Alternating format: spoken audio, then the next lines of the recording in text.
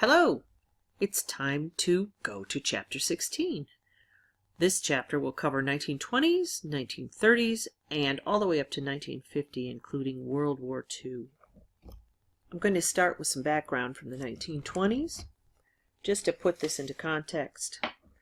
So, let's talk about what was going on in the 1920s around the world, and especially in the United States, that will influence the clothing of the period. So, the early 1920s could be referred to as a pretty prosperous time in our country's history. Lots of people have more money than they've had before, and they're spending it on fun things like radios and telephones and refrigerators, not ice boxes anymore, but real refrigerators, different kinds of appliances for making life easier.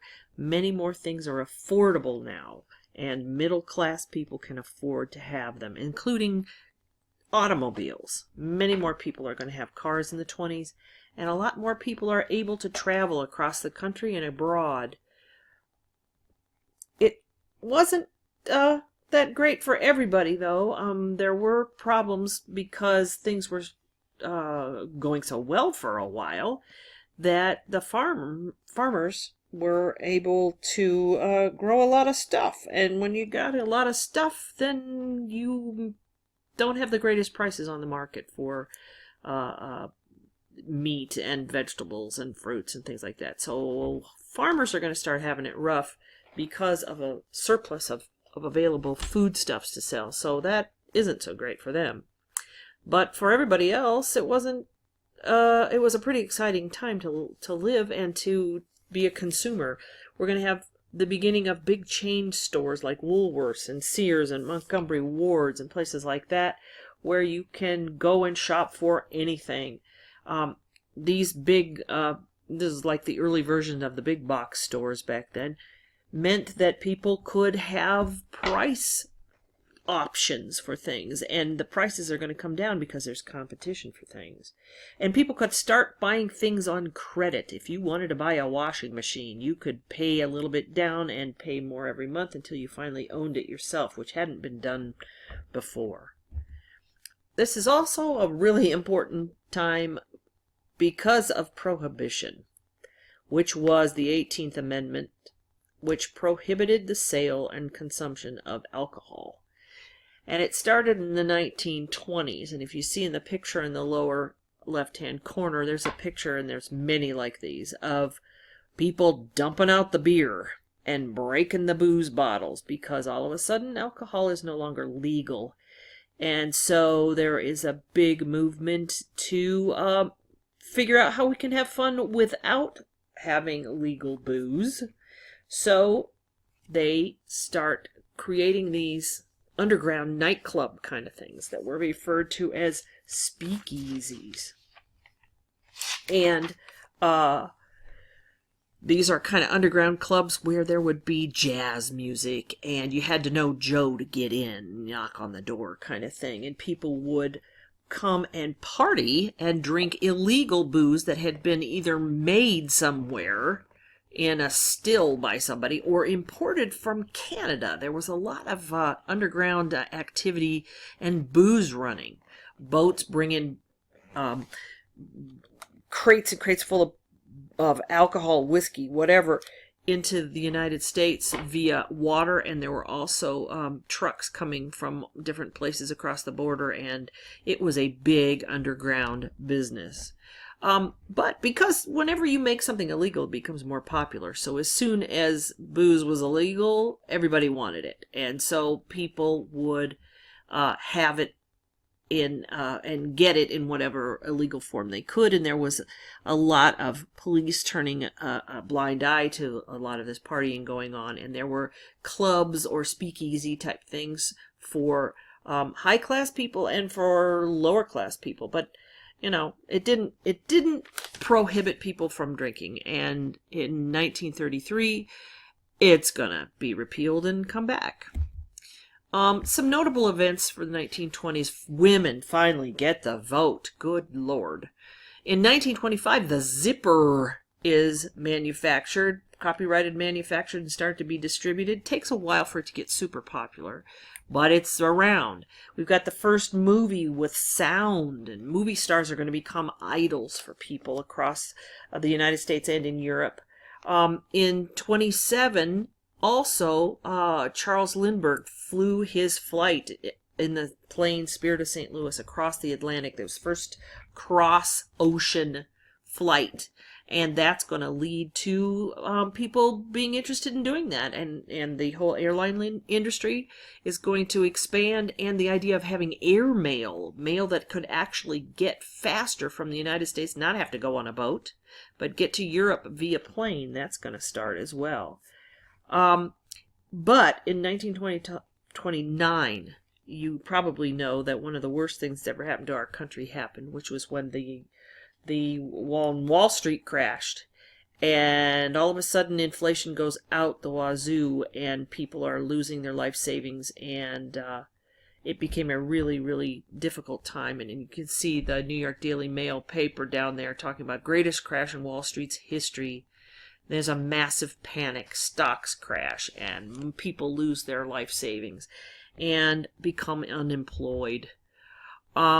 There's also in the 20s this different kind of a social climate. There was the publication of Sigmund Freud's philosophies about sexuality and it being a natural, fun thing and not deviant or whatever. And it kind of leads to a beginning of a youth culture and people wanting to have a darn good time, and the sexual mores are going to become much more lax. So it's lots more premarital sex going on. There's lots more of women being out there, not chaperoned, with their men having a grand old time partying in the speakeasies.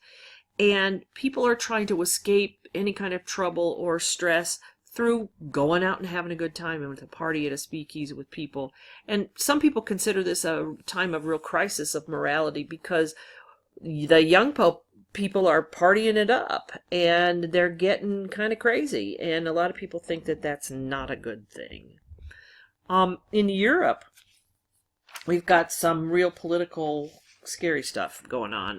Mussolini has come into power with his fascist regime in Italy.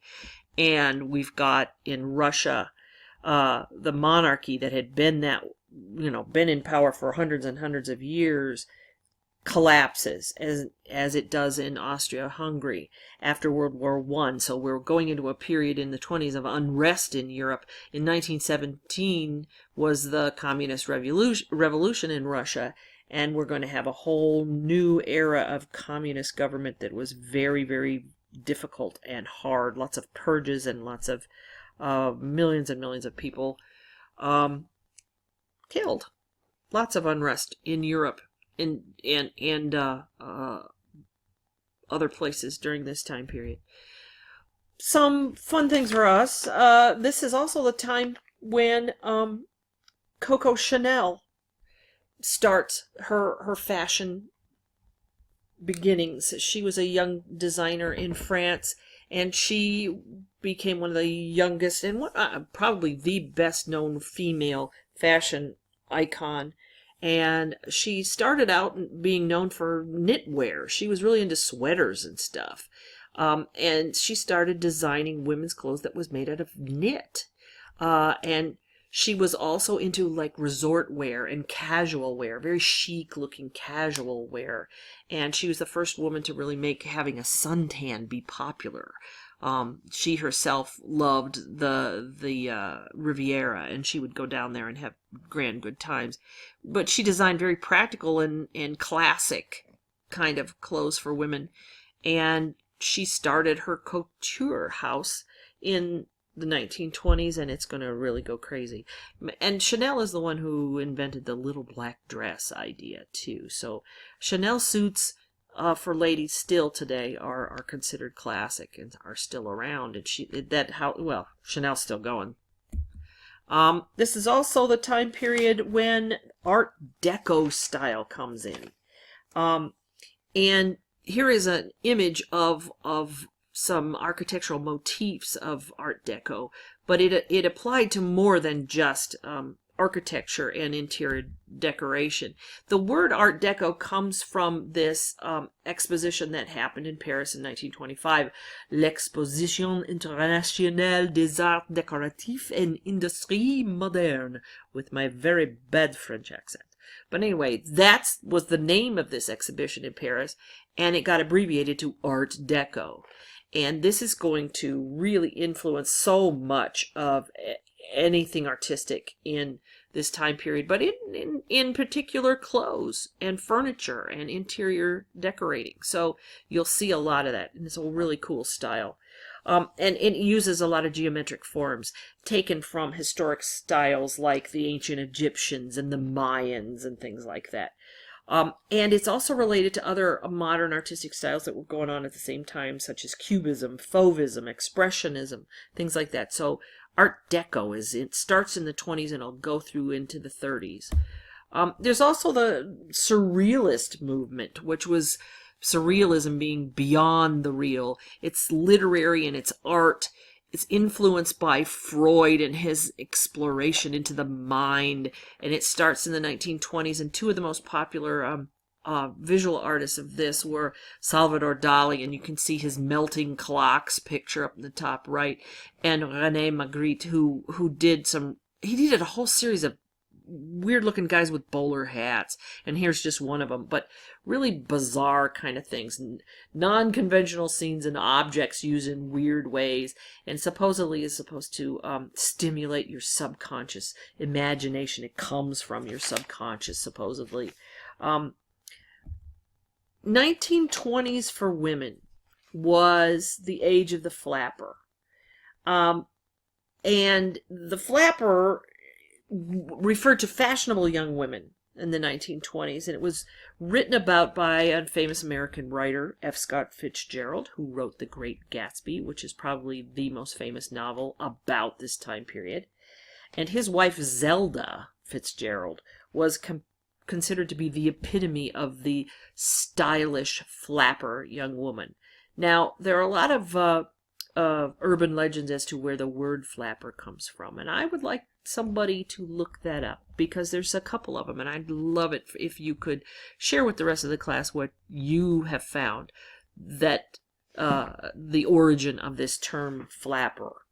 But I'd like you to realize what it meant for women. And here's a quote from your textbook. Here it is. Never before in the history of costume in the civilized West had women worn skirts that revealed their legs. And you can see that in these photographs, can't you? Except for a brief period after the French Revolution, women's hair had never been cut so short, nor had flesh-colored stockings been worn. Trousers as an outer garment had heretofore been strictly a man's garment. Rouge and lip color had not been used by nice girls. But during the 1920s, all of these things became commonplace. These were visible changes that were acceptable dress for women that paralleled changes in the social roles of women. Women can now vote. Women are now drinking and smoking and having a good time and going out with guys without somebody tagging along as a chaperone. It was a liberating time for women. So their clothes are going to be fun and wild and crazy and exotic, and be influenced by a lot of these artistic movements. But it is a really interesting silhouette and look for women as well, which we will get into when we start with ladies' undergarments next time. But for now, let's go to the 1930s and have a little bit of background on that.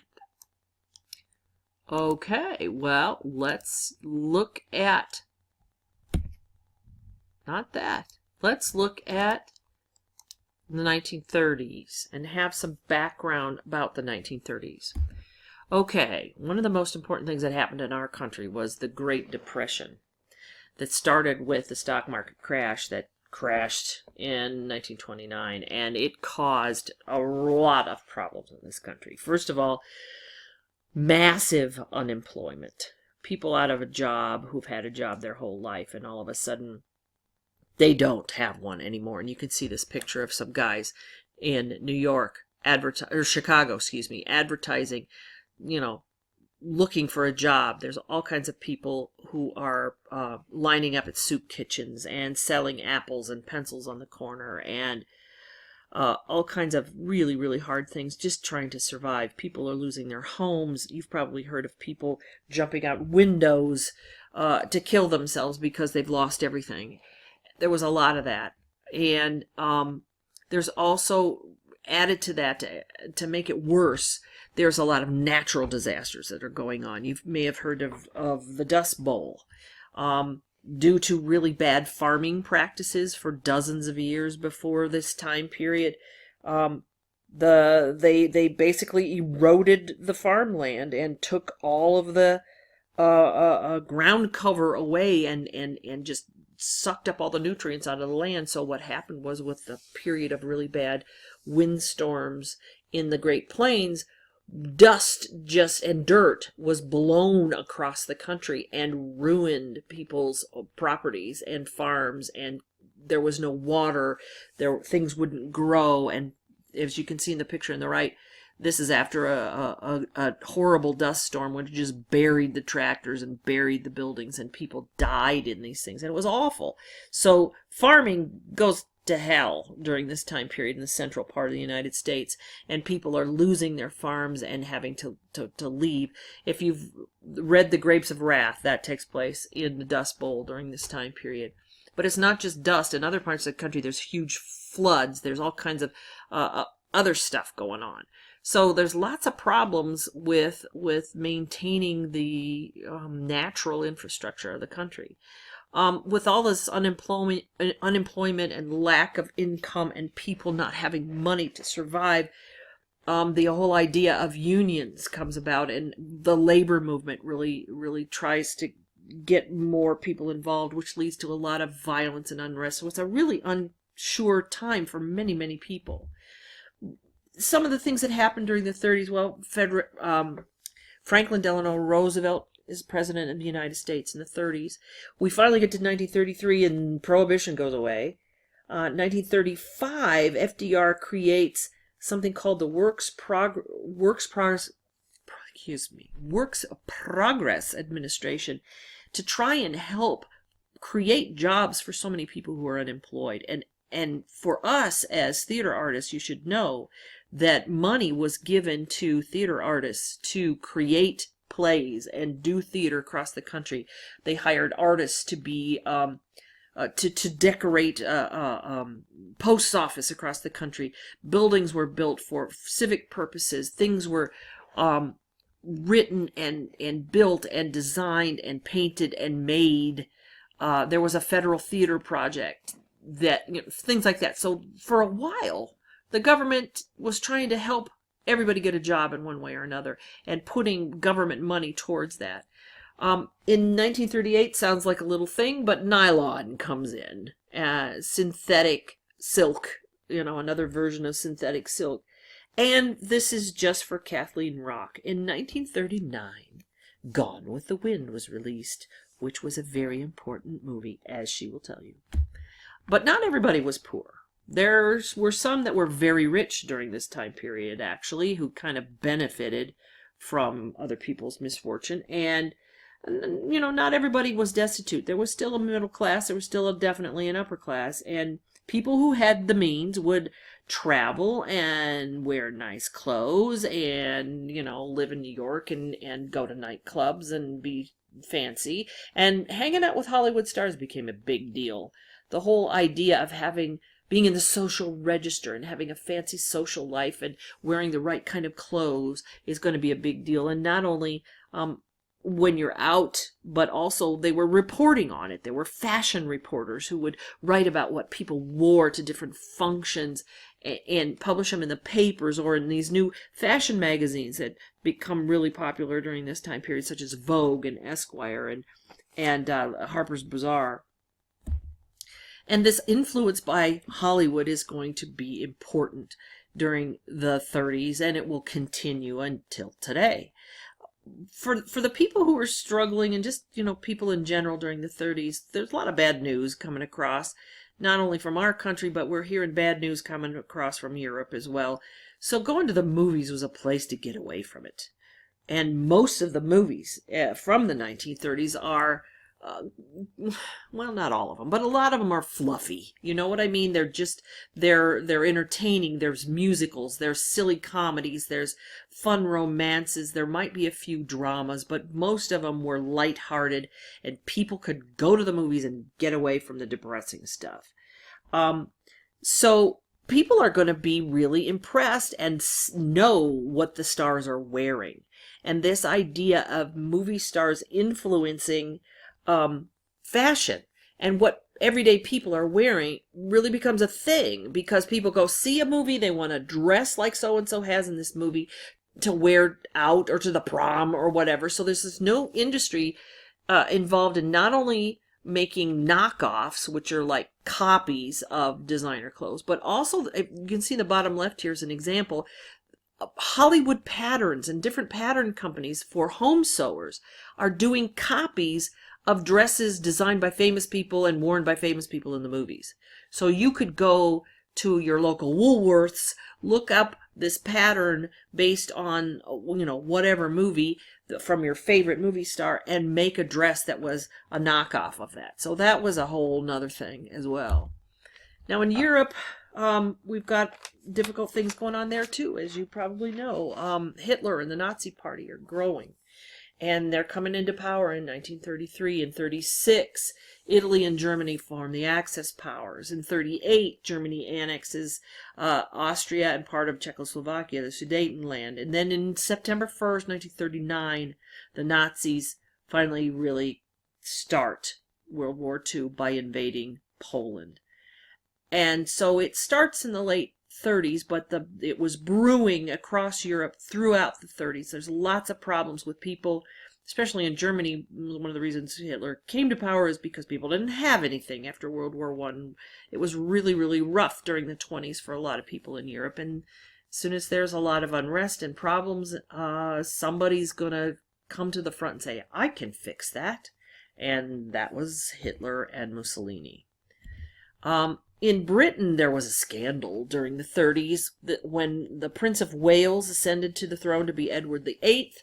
He wasn't even on the throne for a full year when he abdicated, because he fell in love with a female from the United States who was divorced. Her name was Wallis Simpson, and he fell for her hard, and he gave up the throne of England to marry a divorcee, because that was no way could that happen for a monarch to marry a divorce. Well, marrying an American was bad enough, but never anybody who had been divorced. And you may remember with Charles, our Prince of Wales right now, there was a big issue about him and Camilla, because she was married as well. So it's a thing, right? So he gives up the throne, and there's this huge scandal, and everybody around the world is reading about it. What will happen? He gives this major famous speech on the radio where he says, I must give this up to marry the woman I love. And it's this big famous speech. You can listen to it on YouTube. And he marries her. Big wedding, not in not in Winchester Cathedral or St. Paul's, but in another church. And since he gives up his crown, he's now given a Duke title. They are now the Duke and Duchess of Windsor, and they're very sought after people to invite to parties. They go around the world and they travel, and unfortunately they become kind of buddy-buddy with Hitler for a while, which, not great. And I think they ended up like in the Bermuda or the Caribbean somewhere. But anyway, people followed them for years, and there's a wonderful, more modern movie about these two, and with some great costumes in it. And her wardrobe was very well known, and people would try and copy her dresses. I don't think she's attractive at all, but whatever. Couple designers you need to know about from the 30s. Madeleine Vionnet was a French woman who was the most famous French designers from the time period. She was the one who did the bias cut silk satin gowns. Bias cut meaning you cut the pieces on the bias, not on the length of the grain, so that you get the advantage of the stretchy quality of fabric, right? Because they didn't have elastic or spandex fabrics back then. But if you cut on the bias, you could get a little bit of the stretch. And she wanted to create gowns that would drape and cling around the female figure, and she figured out how to do it. She was a master draper, and you can just see in this example on this page a little bit of how, especially in the back there, how this gown is patterned, and it's slim, it clings through the hips, and then it flows out. And there's nothing like a really cool bias cut dress. And so many of these gowns were bought by the rich and famous and sexy, and they were really, really well known. And so when you hear about Madeleine Vianney, think of bias cut, sexy, slinky silk gowns like this.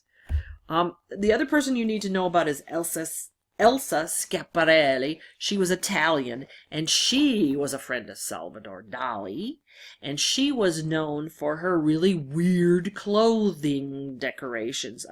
You can see a couple things. On the left is the embroidery and the three-dimensional trim on the back of this dress. She loved violet. Violet was one of her favorite colors, and a lot of her clothes are really theatrical and tell some kind of a bizarre story, but you can see like two faces kissing on that dress with the embroidery. And the black thing on the right is called her skeleton dress, and it's got three-dimensional parts like trapunto, if you know what that is, where you cut, there's a layer and the outer layer, and you stitch around it, and then you stuffing in so it's 3D. So she did a lot of really weird stuff. And there's one dress that Salvador Dali helped her design called the tear dress. But she was one of the first designers to use zippers.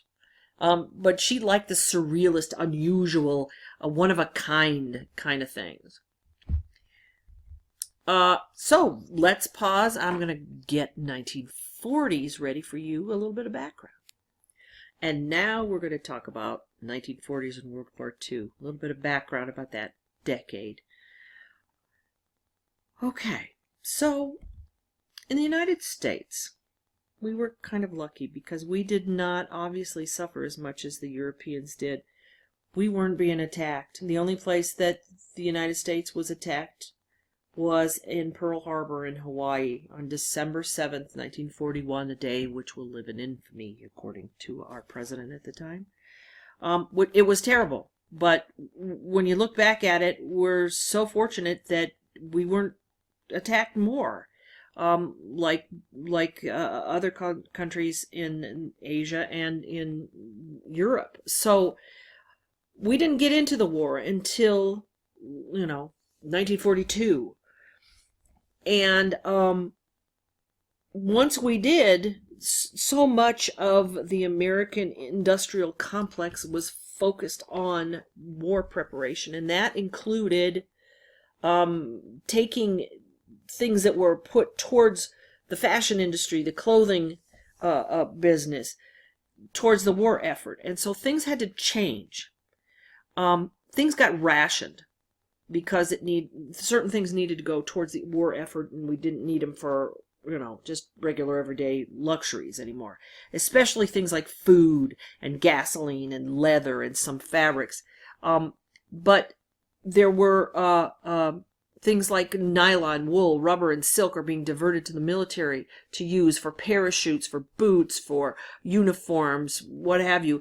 Or we couldn't get any good stuff. We couldn't get any new stuff because there was a war on and things were not being imported as easily.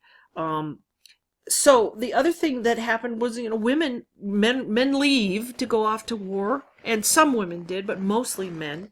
And the ladies left at home had to take over the jobs that were vacated in the factories by men, and especially with this war effort going on, somebody had to keep going and keep making things. And if you remember Loose Lips Sink Ships, the show from last year, women did all kinds of factory jobs. They needed clothes that would allow them to do jobs. So again, like it happened during World War I when women had to go to work, they needed clothes to enable them to do what they needed to do, whether it was in the factory, whether it was in an office, whether it was on a farm, what have you. So a lot of ladies are going to wear slacks when they go into the workforce.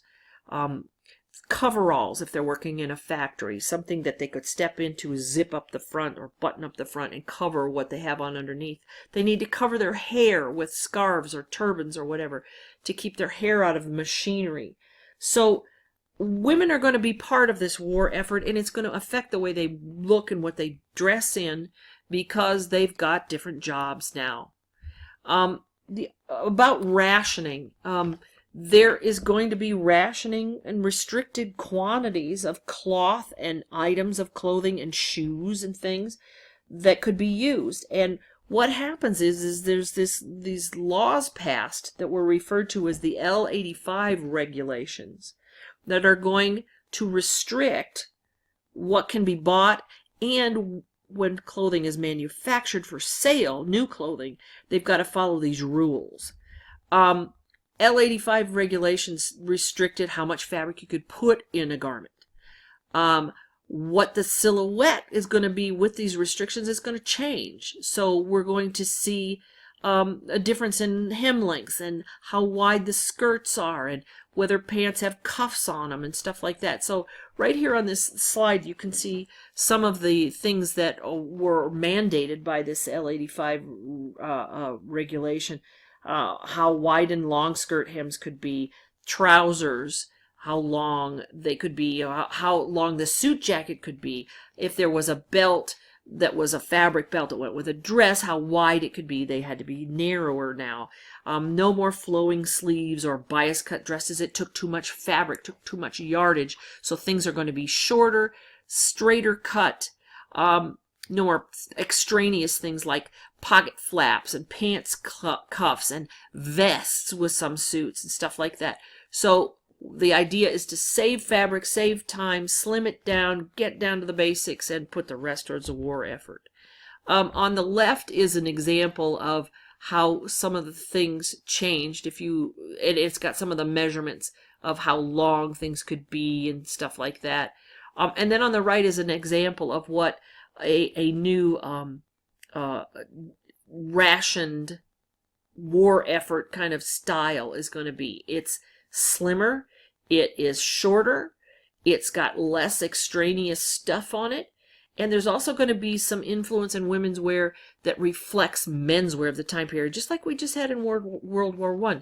And this time, the men's uniforms are going to be very boxy and have square shoulders, and women's wear are going to reflect those square shoulders as well. In the United Kingdom, in Britain, they're also having this kind, and they got into the war before we did. They started this stuff in the late 30s, but they also have rationing, and they refer to the clothing that is made according to their regulations as utility dress or utility clothing.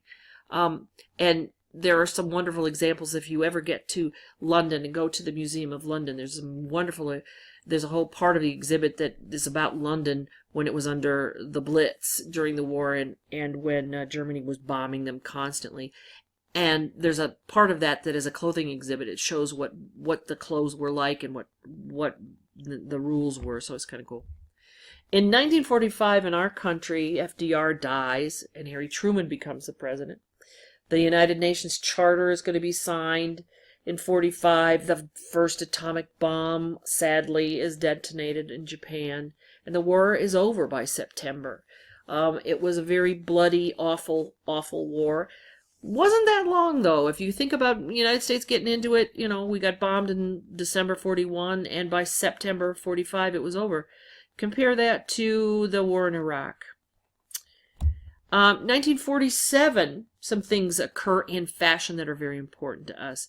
And we will, of course, we're going to elaborate on all of this, but I just want you to know that after the war, or at the time we get to 47, women are sick and tired of having to have these dressing restrictions. They didn't feel very feminine. And so the Christian Dior designs this thing that he calls the new look. He's going back to the ultra-feminine ideas of almost an hourglass silhouette again. Where have we heard that?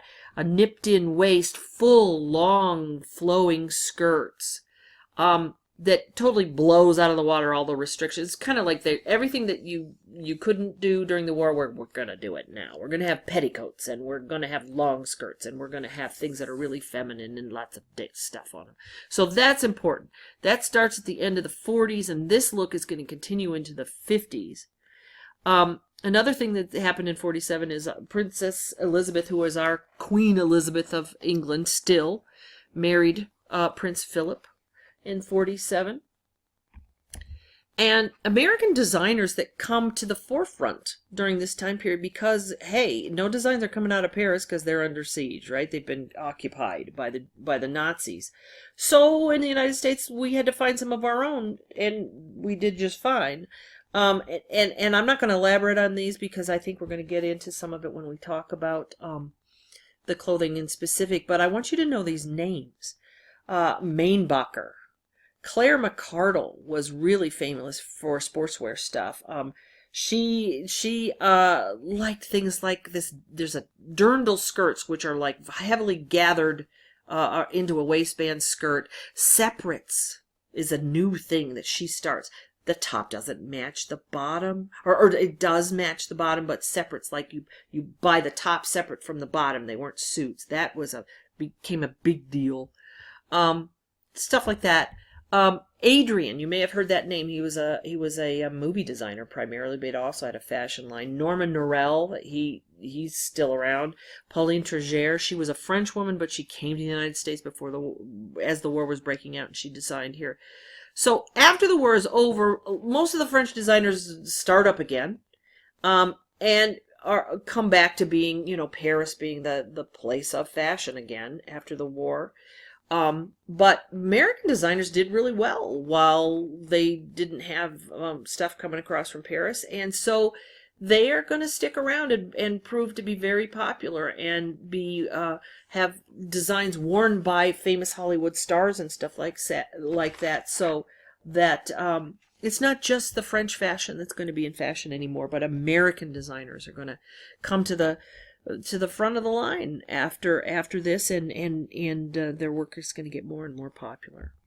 So that was a lot of background information that I think is important for us to know about the 20s, the 30s, and the 40s before we go into the specifics. So I'd like you to keep all of that background info in your mind as we start talking next time when we start talking about the specifics of women's and men's clothing. We're going to talk about menswear pretty much in a lump from the 20s, 30s, and 40s. There are differences, but not as many as there were for women. Again, that's not always going to be the case, Ian, but it is, again, for this chunk. So we'll do those. We'll do women first and then men because there were many more choices for women. But we're going to see a lot more stuff coming up for men, and the rise also of young people and what they want to wear is going to start becoming really important. Some of you are doing your Style Tribes projects on, like swing kids and stuff like that. So this is where the youth culture starts. It really gets its nails in the 1950s with rock and roll, but it starts back in the 20s and 30s. So I hope you've enjoyed this background video, and I will see you very, very soon.